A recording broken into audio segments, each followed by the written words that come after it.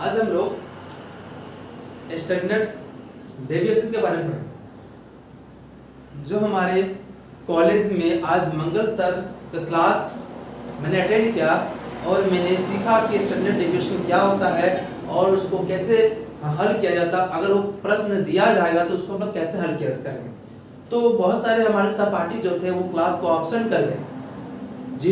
जिनको समझ में जो ये बोल रहे हैं कि हमको ये क्लास एब्सेंट हो गया और मुझे ये टॉपिक समझ में नहीं आया, तो मैं चाहता हूँ कि मैं जो ये आज मैंने क्लास में जो पढ़ा तो वो पढ़ा हुआ चीज़ों को जो मैंने ऑब्जर्व किया, जो सीखा, उसका मैं छोटा सा एक वीडियो बना दूँ और उन लोगों तक पहुँचाऊँ जिनका क्लास एब्सेंट हो गया, ताकि अगर वो मेरा वीडियो को देखे थोड़ा बहुत भी समझ सके।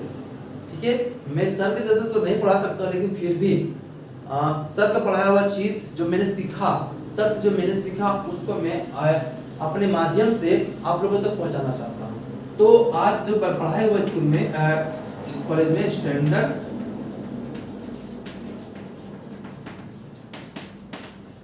डेविएशन, इसका हम लोग पढ़े।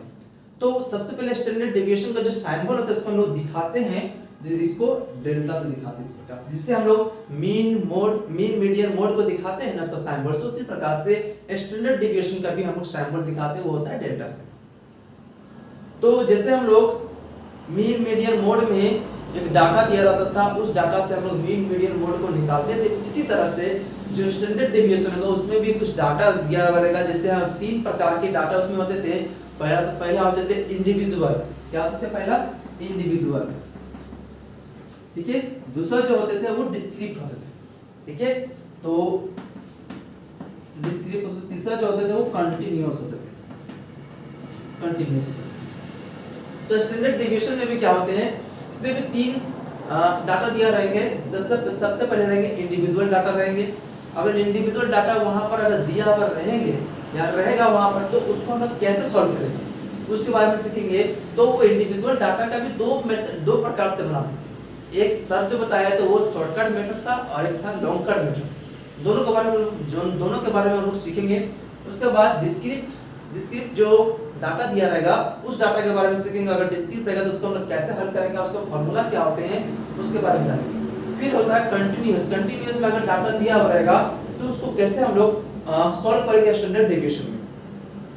तो सबसे पहले हम लोग इंडिविजुअल वाला पढ़ते हैं। इंडिविजुअल में क्या रहेगा, सबसे पहले इंडिविजुअल में सिर्फ एक ही रहेगा फ्रीक्वेंसी।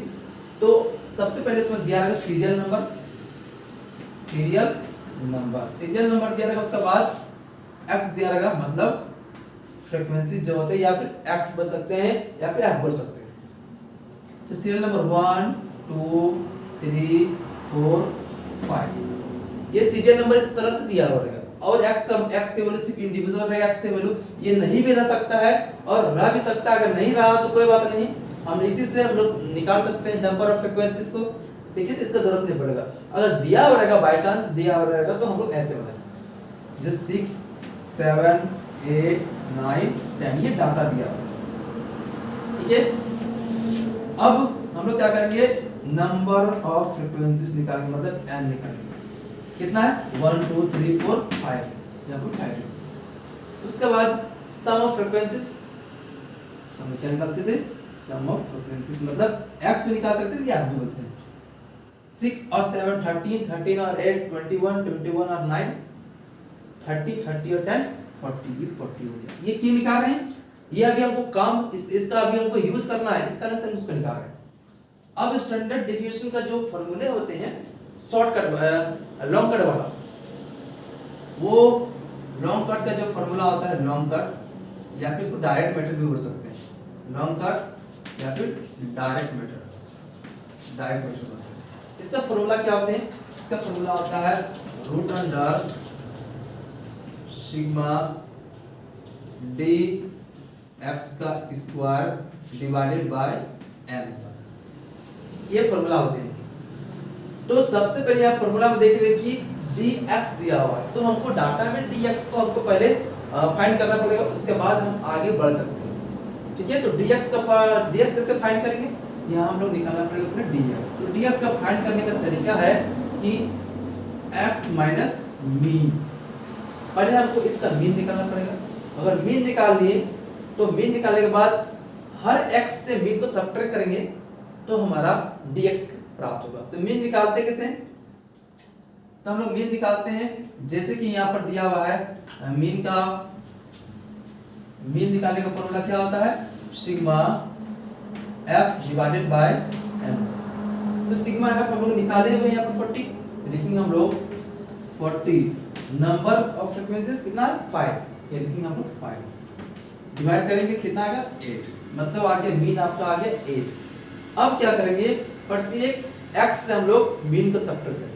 तो अगर हम लोग मान लेते हैं कि 6x है और मीन कितना 8, तो 6 में से 8 नहीं घटेगा, x में से 6 घटाएंगे तो कितना आएगा? -2 आएगा।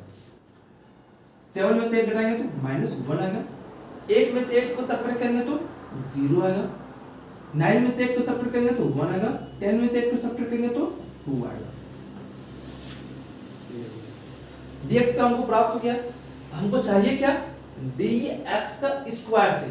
तो dx आपको यहां से मिल चुका है। जब यहां पर dx का स्क्वायर कर देंगे तो मेरा फॉर्मूला में आ जाएगा। तो dx का स्क्वायर कैसे करेंगे? -2 का स्क्वायर 4 होता है, -1 का स्क्वायर 1 होता है, 0 का स्क्वायर 0 होता है, 1 का स्क्वायर 1 होता है, 2 का स्क्वायर 4 होता है। तो क्या 4 लिखिए। चाहिए क्या हमें? सिग्मा dx स्क्वायर से। तो हम लोग यहाँ पर लिखेंगे सिग्मा dx का स्क्वायर कितना हो जाएगा? फिर काउंटिंग करते हैं। 4 और 1 5, 5 और 1 6, 6 और 4 10, यानी कि हम लोग 10। अब इस वैल्यू को यहाँ पर dx स्क्वायर और नंबर ऑफ फ्रीक्वेंसी n को वहां पर हम लोग पुट करेंगे तो हमारा क्या आएगा? स्टैंडर्ड डेविएशन निकलेगा। सिग्मा dx स्क्वायर कितना आया था? 10 आया था। हम लिखेंगे 10 divided by number of frequencies कितना है? 5 है। तो यहाँ पर लिखेंगे हम लोग 5 डिवाइड करेंगे तो डेल्टा इज इक्वल टू आएगा तो आपका 2 आएगा। आगे कितना? 2। अब रूट अंडर 2 का वैल्यू कितना होता है? हम लोग जानते हैं रूट अंडर 4 के वैल्यू 2 होता है, रूट अंडर 9 के वैल्यू 3 होता है, लेकिन इसके बीच में भी नंबर आते हैं 5 6 7 8, ये सब नंबर आते हैं जिसका रूट नहीं निकाल सकते। तो उसका डायरेक्ट जो रूट निकाल सकते हैं, मतलब उसका जो स्क्वायर होता है उसका स्क्वायर नहीं होता। तो हम लोग क्या करेंगे? तो इसका जो वैल्यू होता है रूट अंडर 2 का वैल्यू, उसका निकालने का तरीका जो हम लोग 8 क्लास में 7 क्लास में पढ़ चुके हैं। क्या तरीका होता है? हम लोग तरीका बताते हैं। तो यहाँ पर जैसे लिखा हुआ है 2, तो 2 किसका स्क्वायर में आता है? किसी के स्क्वायर में 2 आते हैं? नहीं आते। तो 2 से पहले क्या आते हैं किसी के स्क्वायर में? हाँ, 2 से पहले किसी के स्क्वायर में 1 आते हैं। 1 1 जा 1, 1 के स्क्वायर 1 होता है जो 2 से पहले आता है। तो क्या करेंगे? सबसे पहले 1 1 जा 1 करते हैं, यहाँ पर देंगे, यहाँ पर 8 करेंगे, यहाँ सब्ट्रैक्ट करेंगे।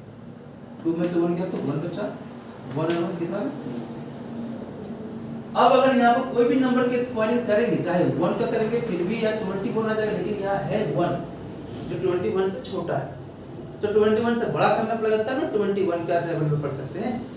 या फिर कोई भी नंबर को देंगे, जैसे यहाँ पॉइंट लगा दिया, यहाँ पर क्या करते हैं 10 करते हैं। तो आप फिर भी अगर 1 का भी स्क्वायर करते हैं तो 1 का स्क्वायर करने को 1 1 1 2 2 जो 10 से बड़ा आ जाता है। तो क्या करेंगे? इसी पॉइंट के बदले में और 0 देते हैं। अब देखते हैं कि किसका कौन सा नंबर रखेंगे इसका स्क्वायरिंग करने पर 100 से छोटा है।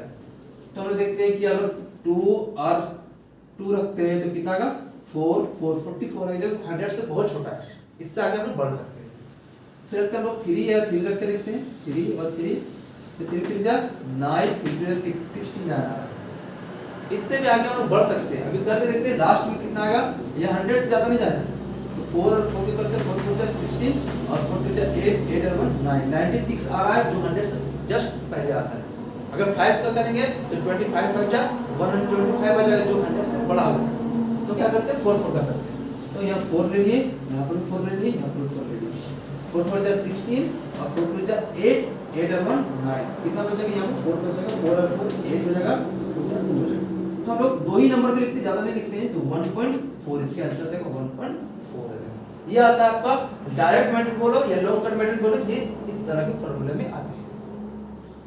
इंडिविजुअल का एक शॉर्टकट मेथड भी होते हैं, उस शॉर्टकट मेथड को हम लोग इसके बाद में आपको बताते हैं।